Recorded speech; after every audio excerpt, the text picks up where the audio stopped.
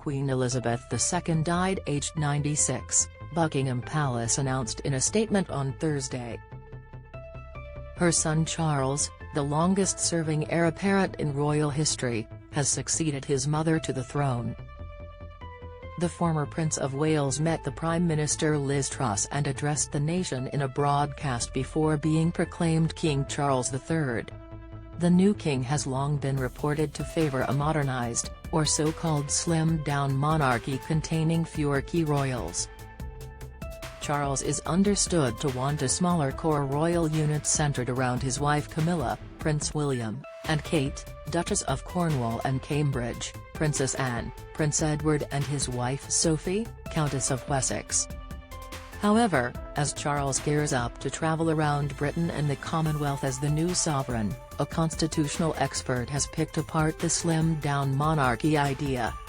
Professor Vernon Bogdanor, of the Centre for British Politics and Government at King's College London, identified a key issue with having fewer working royals. Rejecting the idea of Charles cutting down the firm to save money, he told Express.co.uk, "He can't do it all."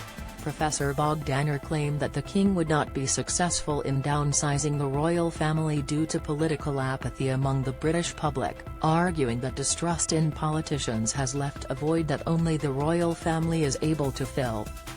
Just in, royal family live. King Charles III faces immediate headache before addressing UK Today. King Charles slimmed down monarchy not possible because of key failure. Image, Getty. Charles and Camilla Queen Consort look at tributes to Queen at Palace. Image, Getty. Compared to politicians, royals are far more welcome at ribbon cuttings and plaque unveilings up and down the country, according to the expert. He said, "People are very flattered when even a minor royal comes to open a scientific institution and gives a kind of recognition for what is happening. It is important, particularly, given the distrust in which politicians are now held. If it is a government minister in Hartlepool, then people who don't support the government say, well, they don't represent us, but the royals represent everyone." The important point is that it has become a public service monarchy, evaluated not by any mystical or religious traditions.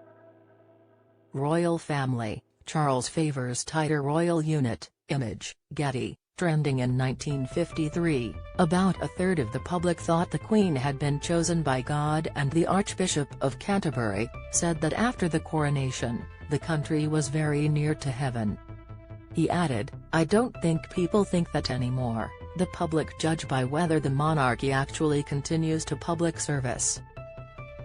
Charles' apparent bid to cut down the number of working royals is said to stem from concerns about the royal family's value for money.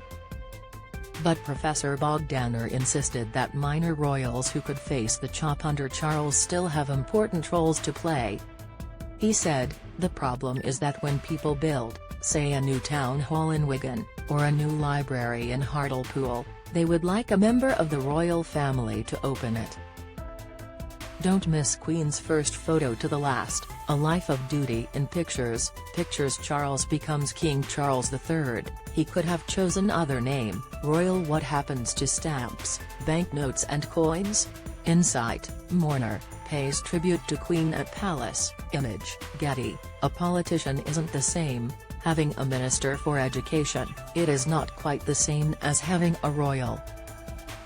The Queen and the new king and all the rest can't do it all on their own. People do criticize what they call the minor roles rather patronizingly, but they do have a public service role. Despite Charles' apparent financial concerns, Professor Bogdanor called for royals who serve the country to continue to receive payments from the taxpayer-funded sovereign grant, which funds the activities of working royals. He said, "I think the important point is to distinguish between those who are prepared to work in a public service role and those who aren't." Queen, life in pictures. Image, Getty. The former should be supported through the civil list and the latter not. They will get jobs. For example, David Linley, the son of Princess Margaret, runs a very successful furniture business now. I don't know whether he does any public work at all, maybe not. and in that case, he shouldn't be supported. But a lot of them do public work, for example, Prince Edward and his wife, and they should be supported because they're helping the monarch.